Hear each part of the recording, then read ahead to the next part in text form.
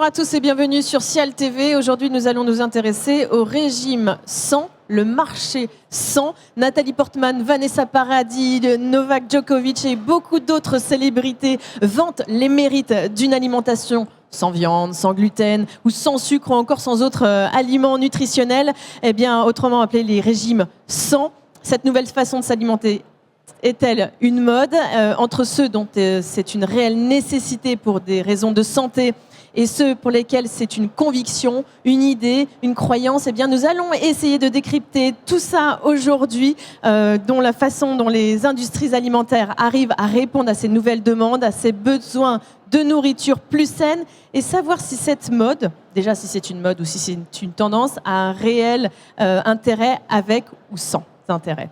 Voilà, alors pour présenter ce tableau, eh bien, nous avons plusieurs invités. Chloé Defour, bonjour. Bonjour. Alors, parlez bien proche du micro. Vous êtes conseillère clientèle senior, produits alimentaires et boissons de Kantar TNS. Tout à fait. Voilà, quel est votre rôle exactement? On accompagne nos clients pour toutes leurs problématiques d'innovation, bien sûr, mais aussi de communication, de marque, de satisfaction ou de compréhension des marchés de manière plus générale. D'accord, et puis on verra dans un instant quelles sont les études que vous avez menées par rapport à tous ces régimes 100. En face de vous, Clarisse Lemaître, bonjour. Bonjour Marie-Letty. Alors, vous êtes ingénieure conseil chez LR Beva Nutrition. C'est ça. Et puis vous avez une deuxième casquette, puisque vous représentez le pôle de compétitivité Valorial. Alors en quelques mots, Valorial, c'est quoi? Alors Valorial, c'est donc un pôle de compétitivité, effectivement. C'est le plus grand pôle de compétitivité agroalimentaire de France. D'accord. Donc c'est le pôle de compétitivité du Grand Ouest. Il rassemble aujourd'hui environ 210 adhérents. Autour de l'aliment de demain. Et donc la définition de ce pôle d'accompagnement, c'est une chaîne de services qui va de l'idée au marché. D'accord, et puis après, dans un instant, on essaiera d'approfondir pour LR Beva Nutrition. À côté de vous, Laurence Bettine, bonjour. Bonjour. Alors vous êtes directrice du département Tendance et Innovation chez Team Créatif, et on verra aussi dans un instant, vous nous présenterez ce qu'est Team Créatif. Alors Chloé Defour, expliquez-nous, quelles sont les études que vous avez menées au sujet des régimes 100? Donc on travaille avec tous les industriels du métier, mais là principalement on va se baser sur une très grosse étude que l'on fait depuis 2012 maintenant, sur toutes les grandes tendances alimentaires. D'accord, qui s'intitule Food 360, qu'on fait d'ailleurs en collaboration avec le CIAL et avec XTC Innovation. Oui, puisqu'on a reçu monsieur Xavier Terlet. C'était basé sur cette étude donc. Et on va donc les suivre depuis des années et pouvoir parler de grandes tendances alimentaires, et ce dans 17 pays. D'accord, et alors aujourd'hui, quels sont les constats que vous faites? Alors particulièrement sur les régimes 100, on parlait ensemble tout à l'heure d'une sorte de paradoxe, parce qu'effectivement, ça concerne directement assez peu de monde finalement. On parle de 5% de foyers qui vont être végétariens, peut-être 3% qui sont réellement sans gluten, 5% sans lactose. Et en même temps, ce sont des régimes dont on va beaucoup parler parce que tout ce qui va avoir attrait à la santé va intéresser énormément les consommateurs. Donc toutes les innovations qui vont porter autour de la santé et tous les produits qui vont tourner autour d'améliorer cette santé et vivre plus longtemps vont effectivement marcher beaucoup. Donc on est sur un marché qui est extrêmement dynamique, qui va suivre une croissance à 2 chiffres depuis des années et que sont un secteur extrêmement porteur. D'accord, et sur le ciel, vous avez rencontré beaucoup de nouveaux produits qui répondent à ces régimes? Oui, énormément. Il y a toute une partie, justement, là je découvrais que le baobab est un super aliment qui a le plus d'oxydants de tous les autres. On parle beaucoup de la grenade, mais en fait le baobab beaucoup plus. Donc voilà, j'ai découvert ça. C'est vrai, il n'y a plus qu'une demi-heure. On apprend quelque chose, on va aller voir ça de plus près. Alors quels sont les nouveaux régimes alimentaires que vous avez notés qui rentrent aujourd'hui dans cette nouvelle tendance? En fait, c'est pas vraiment de nouveaux régimes. On a beaucoup de choses qui vont être autour, effectivement, du sans gluten, on en a parlé, autour du sans lactose. Mais ce qui est intéressant, c'est que ça se base sur des attentes qui sont très profondes en termes de naturalité. Donc on va avoir des gens qui vont être extrêmement intéressés par tout ce qui va passer autour d'avoir des produits beaucoup plus simples. On a 2 tiers des gens qui veulent avoir des produits qui sont plus simples, et afin qu'on puisse savoir exactement de quoi ils sont composés. Et on va avoir aussi beaucoup de gens qui veulent avoir des produits qui sont 100% naturels, sans additifs, sans colorants ou sans conservateurs. C'est des tendances qu'on va retrouver beaucoup dans le monde entier, notamment en Asie. Et c'est assez croissant aussi en Europe et en Russie. Et d'où vient cet intérêt, de cet engouement? Je ne sais pas comment l'appeler finalement. Il y a effectivement, donc, comme je vous le disais, beaucoup d'attentes par rapport à la naturalité. On veut être rassuré. on a globalement des consommateurs qui se préoccupent de plus en plus de l'équilibre de leur santé. Donc tous les produits qui vont leur permettre un meilleur équilibre de leur santé vont très bien fonctionner. Et on a aussi des consommateurs qui, même s'ils sont plutôt confiants sur leur alimentation, ont aussi un doute par rapport au fait que cette alimentation va leur permettre de rester en bonne santé. Et ça, c'est une inquiétude qui est grandissante, notamment dans les pays développés. Et tout ce qui va permettre de les rassurer va leur permettre de consommer mieux, sont des produits qui vont bien fonctionner. Ils vont beaucoup s'intéresser à la liste de composition des produits, aux indications de nutrition sur ces produits-là et la façon dont ils sont composés. D'accord. Est-ce que vous avez réussi à cibler quelles étaient ces personnes-là qui s'intéressaient plus à tout ça ? À la base, comme je vous le disais, finalement, on est sur des gens où il y a très très peu de gens qui sont réellement intolérants. Et finalement, comme ce sont des régimes dont on parle beaucoup, on va avoir énormément de sympathisants à côté de ça. Mais c'est pour l'instant un marché qui reste assez, pas si énorme que ça par rapport au bruit qu'on en fait, mais qui est clairement en voie d'extrême développement parce qu'on va toucher beaucoup de sympathisants qui se soucient de leur santé, qui considèrent l'alimentation comme potentiellement quelque chose qui peut leur permettre de vraiment vieillir mieux. Et toutes les innovations qui vont rentrer dans ce cadre-là vont être des innovations qui vont bien fonctionner, puisqu'on est sur une tendance réellement forte sur ces gens-là.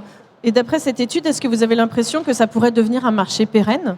Une tendance plus qu'une mode ? Alors l'étude ne fait pas de prospective réellement, mais par contre on est tellement attaché sur des tendances fortes sur les consommateurs, et le côté naturel et le côté santé, que clairement on est sur des produits qui vont de plus en plus fonctionner. On est sur le sans gluten, entre 2012 et 2014, il y a une multiplication par 3 des lancements, on est passé par 210 produits à plus de 650 en très très peu de temps. Et les industriels font un effort énorme pour que ces produits aient vraiment le même goût que des produits traditionnels. Donc clairement on est sur une tendance qui est persistante. Il y a plus d'offres que de demandes ? Pour l'instant, non. On commence même à avoir des grandes marques qui rejoignent les petites marques spécialisées qui étaient... On verra avec Team Créatif, on va en parler, effectivement. Mais les grandes marques commencent vraiment à lancer des produits et sur le sans gluten et sur le sans lactose, et donc rejoignent totalement cette tendance. D'accord. Alors on va se tourner vers Clarisse Lemaître. Rappelez-nous en quelques mots le concept de LR Beva. Alors, LR Beva, c'est un cabinet de conseil spécialisé dans la réglementation et la nutrition. Et on est également adossé à un laboratoire de recherche et développement, ce qui fait qu'en fait, nous, on accompagne les industriels dans le développement de leurs produits, de l'idée jusqu'au produit. Et entre l'idée et le produit, évidemment, il y a plusieurs étapes. Et à chacune de ces étapes, en fait, nous, on va pouvoir intégrer ces nouvelles contraintes de sang, parce qu'on ne les a pas tous citées, hein, mais entre le sans allergène, effectivement, donc sans gluten, sans lactose, le sans sucre ou sans sel. Alors, sans sel a un petit peu moins bonne presse, mais... sans sucre est très à la mode, entre guillemets. On va aussi avoir tout ce qui va être sans pesticides, sans OGM. Enfin, vraiment, le sans, c'est très général. Même maintenant, le sans cuisson, ce qu'on va appeler le raw, le cru, toutes ces choses-là, on reste sur le sans. Et puis, effectivement, évidemment, tout ce qui est contraintes végétariennes et végétaliennes, donc sans viande et sans produits animaux. Et donc toutes ces contraintes, nous effectivement, on va les prendre en compte à la fois dans les idées, puisque effectivement nous les tendances, clairement, on les voit sur le sang. C'est effectivement, comme on le disait, un très grand nombre de lancements de produits. Maintenant, c'est une caractéristique, c'est d'avoir sans sucre, sans gluten, etc. Ouais, c'est vrai, on le voit de plus en plus. Et puis c'est amené à vraiment devenir grandissant visiblement. Alors quelles sont les différentes étapes pour la mise en place d'un nouveau produit commandé par vos clients industriels ? Alors, en général, nos clients viennent soit avec une idée, c'est-à-dire par exemple, ils ont une matrice en tête ou ils ont un ingrédient en tête et ils veulent qu'on les aide justement à valoriser le mieux possible cet ingrédient ou cette matrice. On a un visuel à montrer d'ailleurs, je pense, qui peut montrer un petit peu tout ça sur LR Beva. Si Yann Cantel, réalisateur, peut nous montrer. Donc ça, c'est innover en nutrition. Voilà, c'est ça. C'est un petit peu le principe, la dynamique que nous, on essaye d'avoir dans LR Beva, tous ces différents éléments, toutes ces compétences qu'on va pouvoir avoir en interne. Donc à partir de l'idée, on va mettre en place un concept. Donc notamment, on va voir si en termes de réglementation, en termes de nutrition, ça peut coller. Donc effectivement, à cet endroit aussi, on va prendre en compte les contraintes de sang. On va ensuite avoir la phase de développement des maquettes, donc en laboratoire de recherche et développement, où effectivement, là, ça va être une vraie prise en compte de ces contraintes, notamment techniques. Oui. Quand on enlève des choses, effectivement, quand on fait un biscuit ou une pâte jaune sans gluten, on va avoir des contraintes techniques réelles. Et ensuite, sur la valorisation du produit, donc je pense que Laurence en parlera également par la suite. Effectivement, toutes ces contraintes, notamment réglementaires, savoir ce qu'on peut dire ou ce qu'on ne peut pas dire sur les produits sans. C'est ce qui est le plus difficile pour vous à mettre en place, la réglementation? Alors, c'est difficile, oui et non. Ça dépend en fait du sang qu'on recherche, puisqu'il y a certaines parties qui sont particulièrement bien réglementées, comme le sang gluten, c'est réglementé. Le sang lactose, on a quand même des lignes directrices importantes. Tout ce qui va être sans sucre, sans matière grasse, sans sel, tout ça, c'est des règlements. Par contre, c'est vrai que pour d'autres, comme sans pesticides ou sans huile de palme, là, on va vraiment être sur des bonnes pratiques, sur des principes de non-tromperie du consommateur. Donc, on va être un petit peu plus dans l'épaisseur du trait, si on peut dire. Il y a du pour, il y a du contre. On peut justifier que, effectivement, qu'on puisse utiliser ces allégations ou pas. Oui, bien sûr. Et alors, quel constat pour vous? Qu'est-ce que vous faites comme constat? Vous avez 3 tendances, 5, 10 qui vont sortir du lot? Comme je le disais, là, pour moi, ce qui ressort vraiment, c'est tout ce qui va être tendance crue. On en voit beaucoup, de toute façon, quand on se promène dans les allées du salon, du cru, du raw, des cuissons douces qui ne dénaturent pas les nutriments. On voit un cahier des tendances 2016 chez LRBVA. Donc là, c'est les boissons végétales, enrichies en calcium. Voilà, tout à fait. Donc là, on va être sur du sans produits animaux, globalement. Et avec cette tendance, on va avoir effectivement le sans lactose. En fait, les deux peuvent se recouper, effectivement. Bah oui, le soja sans produit animal et sans lactose. Voilà, et on va même retrouver également du sans soja maintenant. Ça devient aussi un argument, le sans soja. D'accord, le sans soja. Alors là, ça y est, c'est compliqué là. Alors, le sans soja, ça se justifie aussi parce que globalement, c'est aussi un allergène. Donc, effectivement, tout ce qui va être sans allergène, sans fruits à coque, etc., sans œufs également. D'accord. Alors là, on voit c'est le vegan. Vegan, pardon. Ouais, on a loupé. Avant, c'était les chocolats santé où on va remontrer, voilà les chocos. On a pas mal de formules sans sucre ajouté, sans sucre, avec moins de sucre. Et ensuite, sur le vegan, effectivement, on va être sur des produits sans produits animaux. D'accord. Et quel est le comportement des industriels par rapport à tout ça? Eux, ils viennent clairement nous voir avec des contraintes en tête, de se dire, nous, on souhaite développer quelque chose qui va être sans additifs ou sans sucre ajouté. Par exemple, on a eu dernièrement le cas d'un développement d'une boisson, un client qui souhaitait un produit bio, sans sucre, sans additifs, avec uniquement des arômes naturels. Et du coup, c'est vrai qu'il y a forcément un moment des compromis à faire, puisqu'effectivement, quand on est sans sucre, on a forcément des édulcorants. Enfin voilà, c'est des choses qui sont un peu compliquées à mettre en place. Mais ça montre que il y a une vraie volonté de faire du sang et du mieux avec du sang. Oui, ça c'est des exemples un peu de sur-mesure. Vous en avez d'autres comme ça, du vrai sur-mesure, du vrai calibré? Oui, alors on a développé. Alors je pense qu'il y avait une fiche également. Oui. On a développé, avec notre laboratoire de recherche et développement, un produit, un biscuit sans allergènes. Donc avec donc, vous avez la fiche ici. Donc qui contient aucun des allergènes listés par la réglementation. Donc c'est-à-dire que c'est un biscuit qui est sans blé, qui est sans œufs, qui est sans soja, qui est sans fruits à coque, etc. Du coup, là, on va tomber sur des contraintes techniques, comme je le disais, d'autant plus qu'on est sur un produit qui est protéiné. Donc, on va avoir des protéines végétales. Donc, voilà, on tombe sur des contraintes un peu techniques. Ça s'adresse à qui, par exemple, un biscuit comme ça? Alors, ça peut être pour des polyallergiques. Il y en a beaucoup, notamment chez les enfants. Il y a pas mal de polyallergiques. Et puis des personnes qui, globalement, font très attention à leur santé. Et puis, ça va un peu avec ce type, les régimes végétariens également. Vous connaissez le pourcentage de ces personnes-là? Alors, chez les enfants, il y a quand même beaucoup de polyallergiques. Alors, j'ai pas les pourcentages en tête. Chez l'adulte, un peu moins. Oui, parce qu'on perd un petit peu, quand on grandit, on se renforce un peu quand même. Oui, voilà, notamment sur les allergies au lait ou aux protéines de lait. Généralement, ça se perd à l'âge adulte.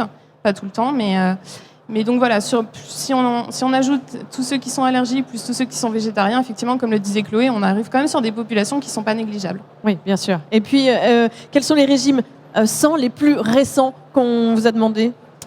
Le plus récemment, ce qu'on va pouvoir trouver, ça va être le sans produits animaux. Clairement, effectivement, tout ce qui est vegan, c'est de plus en plus pris en compte. Nous, notamment, c'est une réelle contrainte puisqu'on fait pas mal de produits hyper protéinés.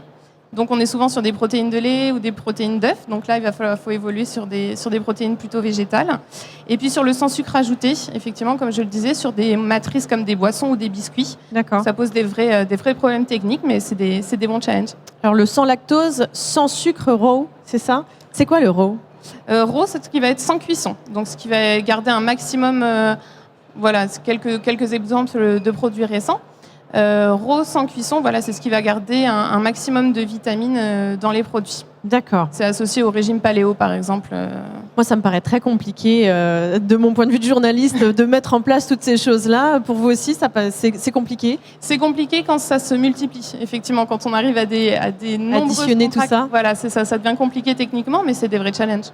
Alors à côté de vous, nous avons la dernière étape finalement de ces régimes 100 sur le packaging avec Laurence Bettine. Eh bien, expliquez-nous ce qu'est le concept de Team Créatif.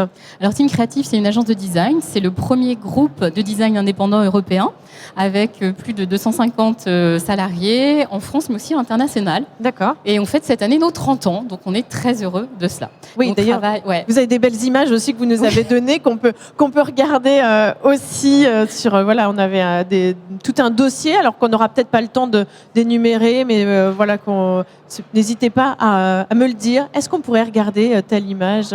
Voilà, D'accord, sans problème. Comme ça, on y arrive. Ouais. Donc, je vous en prie. Oui, non, ce qui est intéressant, c'est de savoir que Team Creative travaille sur le branding. En fait, elle est partenaire des annonceurs et des industriels pour faire en sorte de créer des marques et des packaging et des produits et tous les éléments de communication pour faire acheter ces produits. Bien sûr. Donc, typiquement, le sang, le marché du sang. Nous, c'est un marché sur lequel on travaille depuis plus de 10 ans. En tant qu'agence, on a vraiment un rôle d'éclaireur, c'est-à-dire d'aller voir nos partenaires et de leur expliquer ce qui se passe au niveau local, quelle que soit la région du monde, mais aussi au niveau international, pour justement ne pas rater le coche. Et je vous avoue qu'en France, on est un petit peu en retard par rapport aux autres pays. Alors, ça m'énerve quand on dit ça, parce que j'ai l'impression qu'à chaque fois, en France, on est en retard sur tout. De quelle manière est-ce que vous arrivez à identifier les dernières tendances alimentaires? Alors, on a un outil de veille permanent. C'est-à-dire que ça fait partie de notre activité quotidienne, de regarder absolument tout ce qui se passe, d'être présent à des salons comme le Cial, typiquement, d'être en France, mais aussi à Milan, en Chine, etc. Donc on est alerté sur toutes les innovations produits qui peuvent arriver sur le marché, donc tant au niveau de la formulation qu'au niveau des discours packaging, des discours marketing. Marketing, parce qu'évidemment, le packaging, c'est la première communication avec le client. Ouais, et c'est la consommateur. Plus difficile, parce que c'est celle qui doit être la plus simple et la plus efficace, quand on sait qu'un consommateur passe en moyenne entre 4 à 10 secondes dans un linéaire. C'est ce qu'expliquait Xavier Terlet ce matin, d'ailleurs, sur les échecs et les réussites des dernières innovations. Voilà, il faut absolument marquer l'essentiel, il faut que ça soit attractif et le consommateur analyse ça en 10 secondes maximum. Ce qui est super intéressant sur le marché du sang, alors c'est vrai qu'il y en a beaucoup. Nous, la problématique qu'on rencontre aujourd'hui avec nos clients, c'est déjà un problème de positionnement. C'est-à-dire, est-ce que je dois avoir Alors, je ne parle pas des nouvelles offres qui se lancent. Là, j'ai envie de dire, c'est assez facile. Vous avez le droit de tout faire en fonction de votre philosophie, de vos valeurs, etc. Et c'est vrai qu'on est de plus en plus sur un discours positif. L'alimentation et les régimes alimentaires, ce que disaient mes deux collaboratrices, mes deux partenaires de table, on est vraiment dans cette idée du mieux manger et surtout du sans compromis, c'est-à-dire du plaisir. Quand on est sur le sang, il y a deux choix. Deux attitudes consommateurs. La première, c'est la contrainte médicale, qui effectivement concerne une partie toute petite de la population. Donc là, on va être sur des registres beaucoup plus rationnels. Mais nous, ce qui nous intéresse en tant qu'agence et pour nos marques, c'est véritablement, c'est ce que vous disiez toutes les deux, c'est de toucher le plus grand nombre. C'est-à-dire qu'on est vraiment rentré dans une logique préventive, anti-allergène pour les années à venir. Ce qui veut dire qu'à ce moment-là, on est plus dans cette logique de choix.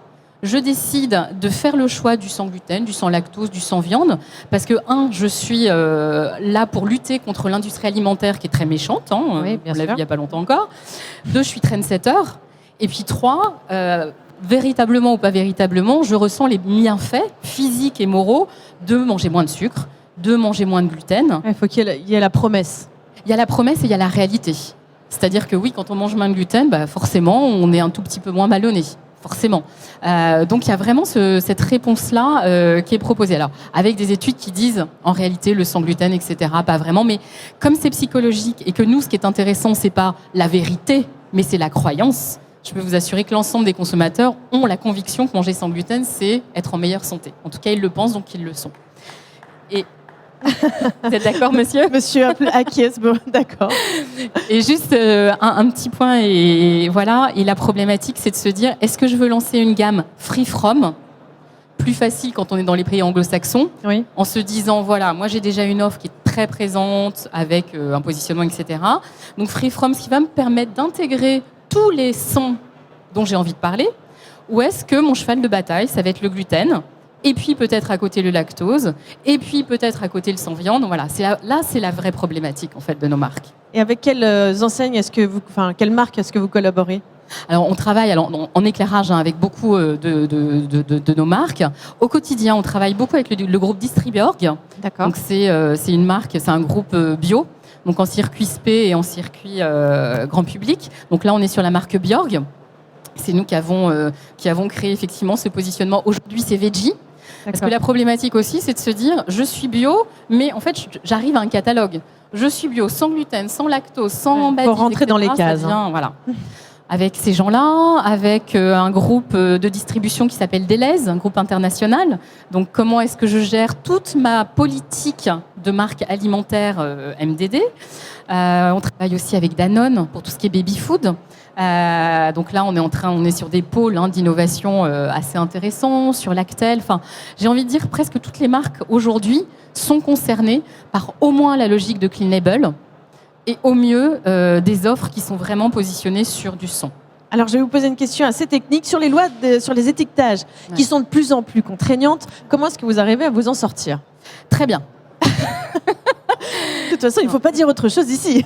Voilà, on est le métier du design, c'est un métier de contrainte. Ouais. De toute façon, on n'est pas dans un métier d'artiste. Donc comme Clarisse l'a dit, on a un légal qui est très fort, qui est très clair sur les grandes problématiques de gluten, de lactose et autres. Après, on a un vrai devoir, nous, en tant qu'agence, avec nos annonceurs, d'aller sur le mieux manger pour les consommateurs. Et je crois que c'est aussi notre culture franco-française qui fait qu'on veut aider les gens à prendre du plaisir. Et je trouve qu'aujourd'hui, l'enjeu aussi, il est de faire des produits bons et agréables, prendre du plaisir, mais ne pas contribuer à développer la malbouffe. Parce que c'est pas parce qu'on va faire un sans gluten, un sans lactose, un sans sucre, qu'on va pas intégrer des cochonneries à l'intérieur pour que ce soit bon et développer le snacking à toute heure, etc. Et nous, c'est un vrai devoir d'agence d'aider les annonceurs à accompagner les consommateurs sur une éducation au mieux manger. Et vous avez l'impression que ce mode de consommation est grandissant? Ah mais c'est énorme, c'est ce que disait Chloé tout à l'heure, c'est-à-dire que clairement, on n'est véritablement pas sur un trend, mais sur un mouvement de fond très très important. Une vraie tendance. Ouais, c'est une vraie tendance de fond, et là ce qui est intéressant, c'est qu'on est en train de voir des valeurs très positives ancrées sur le sang, la culture du sang, pour voir le côté bénéfique. Et moi, je suis absolument convaincue que d'ici 5 ans, ce sera une normalité que d'avoir des alternatives justement plus veggie, sans viande, etc. Chloé, quand vous faites ce genre d'études, vous pensez à Team Créatif, par exemple, pas Team Créatif particulièrement, mais à tout ce packaging? Oui, surtout que justement, je pensais à ce que tu disais à l'instant, c'est-à-dire qu'on a un intérêt très très fort pour toutes les listes d'ingrédients, pour la clarté de l'information qu'on va donner sur les packaging, les informations nutritionnelles, et sur le point que faisait Clotilde tout à l'heure, effectivement, Clarisse, pardon. On va être aussi sur tous les produits qui vont mettre en avant des bénéfices actifs pour la santé, tous les produits qui vont mettre en avant des bénéfices venant des végétaux. Là, on est clairement sur un intérêt très très fort auprès des consommateurs. D'accord, ils ont envie réellement de changer vraiment leur mode d'alimentation, et ça, vous l'avez bien compris. Tout ce qui permet de la santé, prévenir la santé et rester en meilleure santé, avec des produits qui mettent en avant tous ces bénéfices actifs, et un intérêt vraiment grandissant pour les consommateurs. Et alors, quand vous venez au Cial, ici, Clarisse, Chloé, et j'allais oublier votre prénom, Laurence, qu'est-ce que vous cherchez exactement ? Nous, c'est vraiment les nouvelles tendances internationales qu'on vient chercher, voir un petit peu ce qui n'est pas encore arrivé chez nous, notamment par exemple toutes les sources végétales qu'on ne connaît pas encore particulièrement, justement qui vont nous permettre de nous affranchir des produits laitiers, des produits animaux en général, donc par exemple tout ce qui va être protéines végétales. Et là, effectivement, il y a vraiment beaucoup de choses, notamment en termes de nutrition sportive, beaucoup de sang. Et je discutais d'ailleurs hier avec un distributeur de produits pour sportifs uniquement végétaux. Et quand il m'a présenté son produit, c'était sans gluten, sans produits laitiers, sans soja, sans OGM. Enfin, c'était du sang. C'était vraiment il définissait son produit comme un produit sans. D'accord. Et vous, ça vous a vraiment marqué? Oui, parce que c'est vraiment, enfin, je me suis dit, on est vraiment dans une tendance, hein, comme on le disait là, clairement, maintenant, ça devient une façon de définir son produit, de dire qu'il est sans. Voilà, c'est le consommateur s'y retrouve du fait qu'il soit sans. Et Laurence, qu'est-ce que vous venez ici quand vous venez au Cial, Alors moi, la première chose, c'est comment est-ce que le Cial se présente auprès des annonceurs et du grand public. Et je trouve que cette année, on a une révolution, c'est-à-dire qu'on n'est plus en train de vendre des ingrédients ni des produits, on est en train de vendre quelque chose qui se mange. Et je suis bluffée de voir le nombre d'ateliers qu'il y a sur le Cial. Donc ça, c'est quelque chose de nouveau. C'est vrai que c'est la mise en avant cette année sur la restauration aussi. Et c'est génial. Ça, c'est le premier point. Le deuxième point, c'est évidemment, comme toi, c'est la surprise. C'est-à-dire, moi, j'ai envie de trouver de l'inspiration, j'ai envie de trouver de la folie, de la créativité. Et puis, le troisième point, c'est alimenter notre connaissance, tout simplement, de ce qui se passe et de ce qui change dans le monde. Et surtout, regarder, ne pas rester cantonné à son propre univers, à sa propre catégorie, mais surtout, comme un consommateur, aller voir chez les autres ce qui se passe. Parce qu'un consommateur, lui, il fonctionne de façon polymorphe. Et vous, Chloé, comment vous réagissez? Vous voyez que votre étude a eu un impact sur le Cial? Enfin, pas sur le Cial, mais sur les exposants? Déjà, on se rend compte que tout ce qu'on voit dans notre étude, effectivement, se traduit totalement par rapport à ce qu'on voit ici. Et on est assez bluffé par la capacité d'innovation des industriels. Même sur les choses où on se disait, on n'y pense pas fondamentalement au premier abord, mais là, on voyait quelque chose au niveau des herbes aromatiques. Et une capacité d'innovation qui est incroyable sur la transformation d'herbes aromatiques et de jus de fruits frais avec des herbes aromatiques qui sont incroyables. On a goûté un pomme persil complètement étonnant et fait avec des procédés pour conserver justement toute la bonté du fruit dedans. Donc c'est top. Oh, vous l'avez dit, Cial 2016, c'est 100% inspiration. Un dernier petit mot sur Valorial. Vous êtes présent ici au Cial? Oui, tout à fait. Vous pouvez retrouver le stand de Valorial sur le stand de la Bretagne qu'on voit d'ici. Donc, n'hésitez pas. Juste derrière nous. Voilà, c'est ça. On voit le petit drapeau breton. Donc, voilà, n'hésitez pas à passer faire un tour et rencontrer les membres de Valorial. D'accord, merci beaucoup. Merci à toutes les trois d'être venues nous parler donc de ce qui n'est pas une mode, c'est une réelle tendance, le marché du sang. Merci beaucoup, à très bientôt.